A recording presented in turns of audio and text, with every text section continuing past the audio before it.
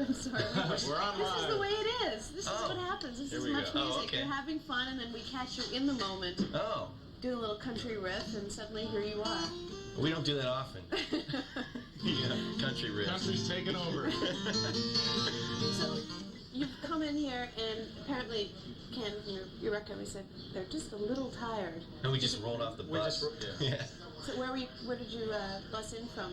Michigan. Detroit. Yeah. We played Detroit last night, and we got here about an hour ago. So what happens? You do a show, and then you hang out, talk to your fans. You get on the bus around what time? Sometimes it's like 4:30. In the morning? Yeah, we'll play at midnight. It depends. Like last night we played a theater, so it was a little bit earlier. But we're doing theaters and clubs. So when we do clubs, they usually start very late. We don't even get on the bus to leave until 3 or 4. And so then the deal is you have to sleep on the bus. Yeah, drive to the next town. And then start doing interviews almost first thing in the morning. Hello. No problem. That's why I have this. Yes. My cup of coffee. Yeah. We're surrounded by good coffee around here, but music is very, very important. I just find it so interesting that you're really big in America. In Canada, you have a lot of fans, but it hasn't caught on the same way. And I just wondered if you sort of talked to a record company or really wondered why that was. It just, it varies different places. We're very big in Japan, and we're not big in Mexico. I don't know, I guess people just are into different things around the country. We have, actually, I've had some of my most musical conversations with some fans in Canada. Really? Like, we played here when we were on tour with Kiss and Slaughter, and this guy came up to me, and he was asking me about, the second bar in the second verse of the fourth cut on my second Rainbow in the yeah, Rose, just asking me every detail, so. Do you enjoy questions like that? I love that. That's what we write for, because we're very musician-oriented, I think that's the big misunderstanding about our band, is, we are primarily just 4 musicians that got together and wanted to write really good songs and make good records, and kind of not be into the whole image thing, but... Well, how did that happen? How did people get that misconception? Probably because from videos.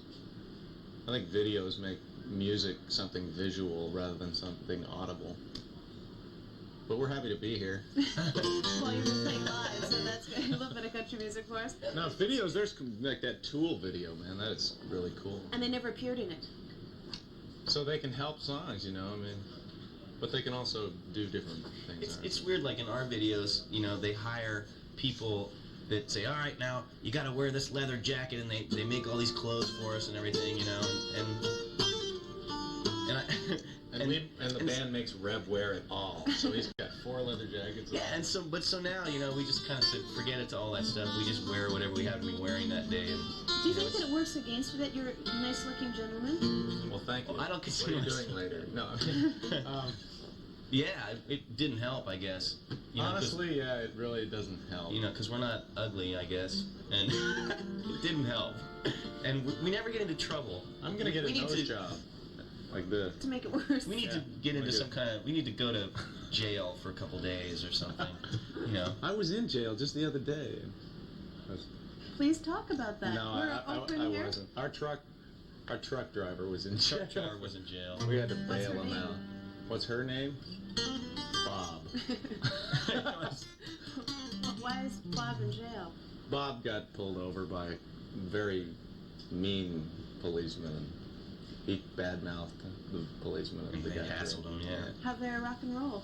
That's good. Was he driving your bus? Yeah, all our truck with everything in it. Yeah. We had to bail him out. Our equipment was impounded for a while, so we were worried about not doing the gig. But that's about the most trouble we've ever gotten into on this tour. Yeah. Well, I remember Motley Crue said about you guys that you were the Betty Ford bunch. No, that was me. They were talking about me. Oh, just you? Yeah. Oh, so it's not you. You don't fit in there.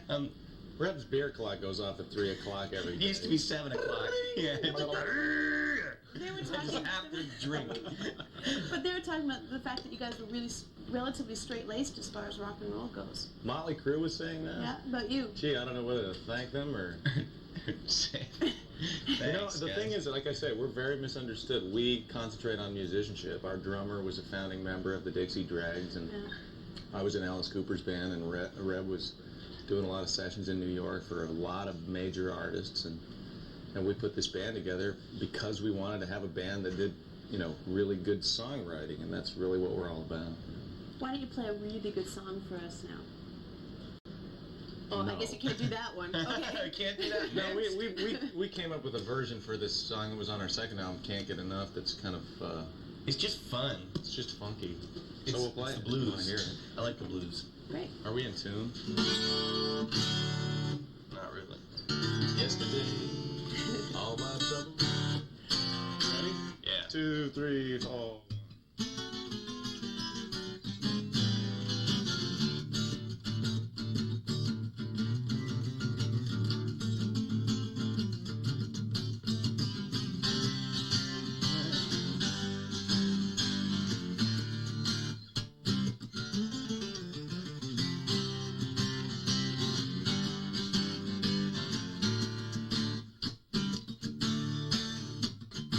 You don't make it easy, you never keep it straight, but you're so damn sexy, I can't keep away. I need your love, I need your skin, I need you, baby, to let me in. I can't get enough of you, baby. I can't get enough. I can't get enough. I'm still hungry. Baby, give it up. Baby, give it up. It's alright. It feels good when I'm in your chains. It's understood that you're my owner, my only will. Come get me while I'm quiet and still. I can't get enough of you, baby. I can't get enough. I can't get enough. I'm still hungry. Baby, give it up. Baby, give it up. Can't get enough of you, baby. I can't get enough of you, baby. Never enough. I can't get enough. Never enough.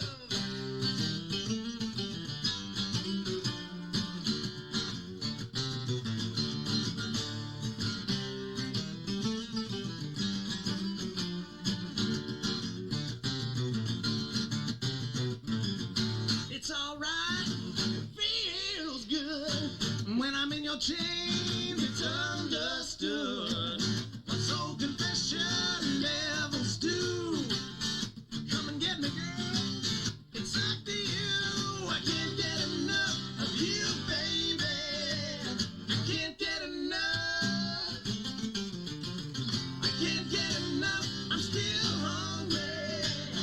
Baby, give it up. Baby, give it up.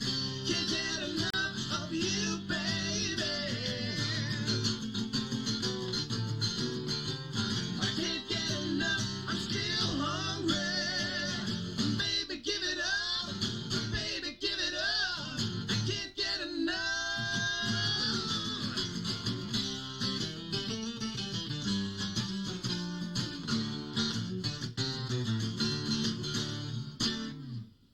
Great.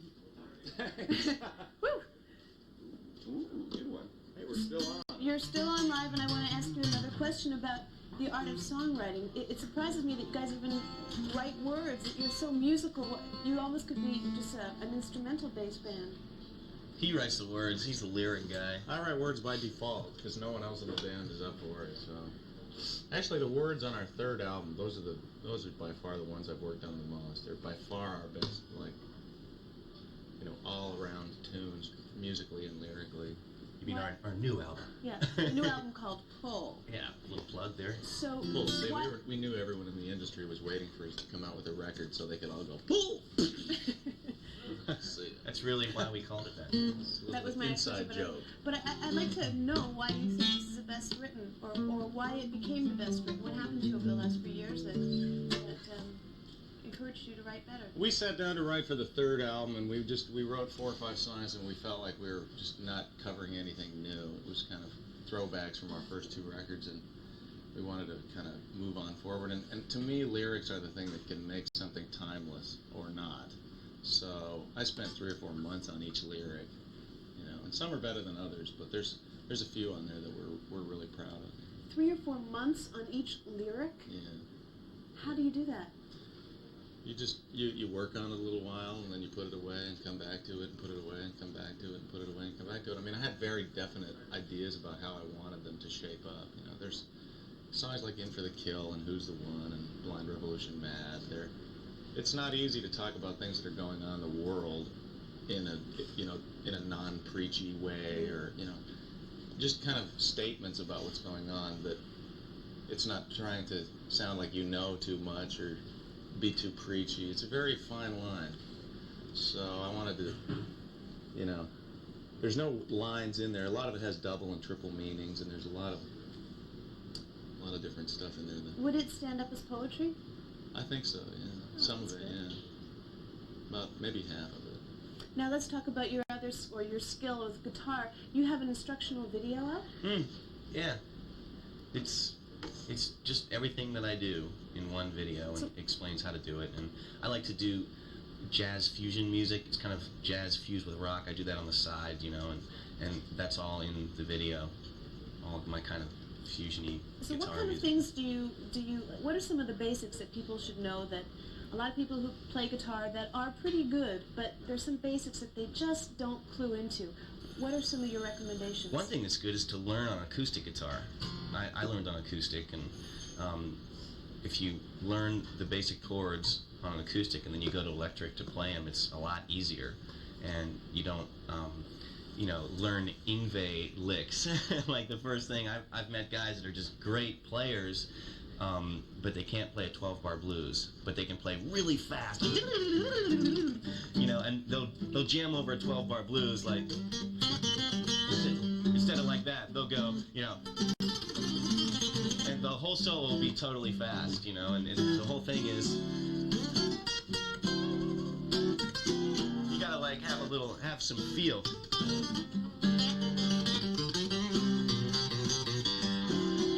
You have to feel like you're on a porch step or something, Let's play some video. You guys can keep on playing and have some fun. Take a look at some Winger music. We'll be back with more.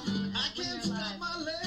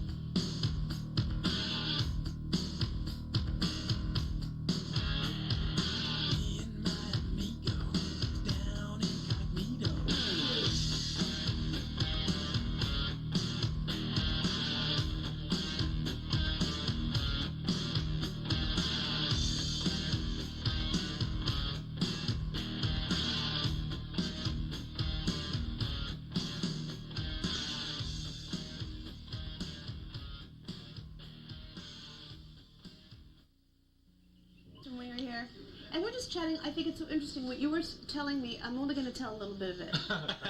Good. But I think it's very interesting that you were saying that to a certain degree you feel that the music industry isn't behind you, and I want to ask you, what are you doing to change that?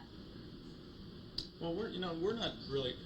All I mean is that like we get picked on more than other bands. You know, like things like I don't know, Chris Robinson singled me out a long time ago, and you know, I'm not like him, man, and you know, Lars from Metallica. You know, like a lot of people single us out as like even Beavis and Butthead. you know, the wimpy band, and like it's a real irony because we're very musician oriented, and we can outplay and outsing most of those bands. You know, so.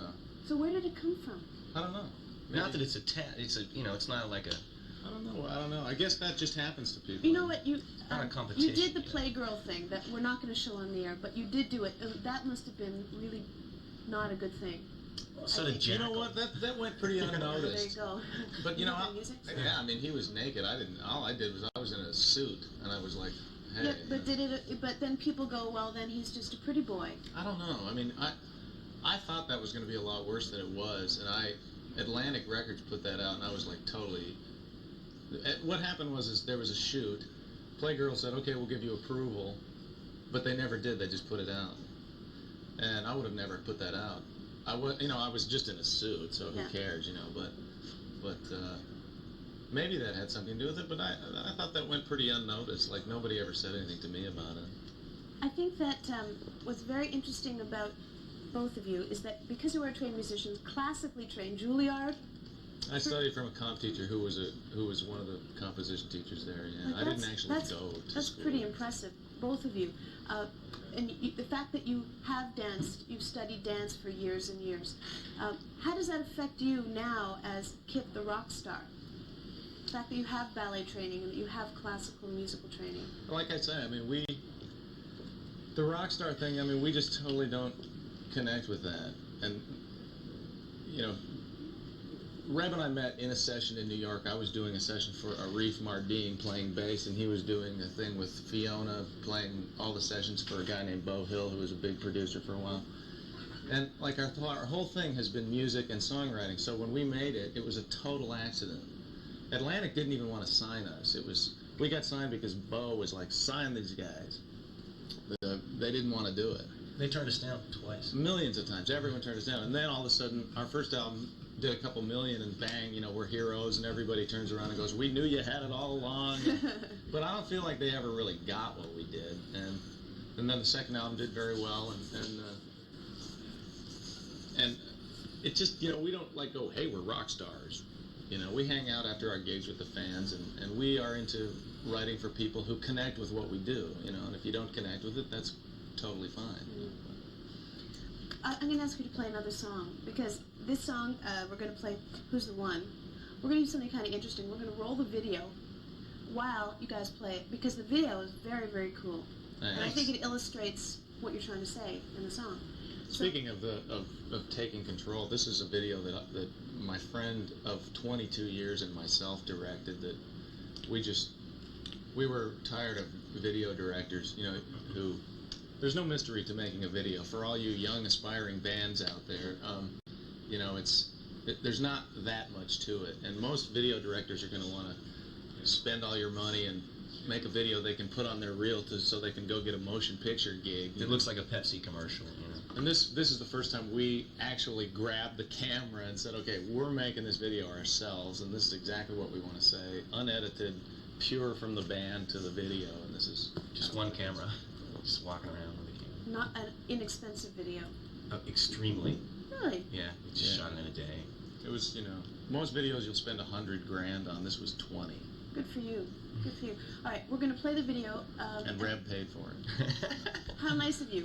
Out of your commission from your instructional What I made video? from the instructional video. Yeah. So, why don't you count down our tape, and we'll... Oh, is he pushing play? Okay, Yeah, he's going to press play. 2, 1, 2, 3, 4.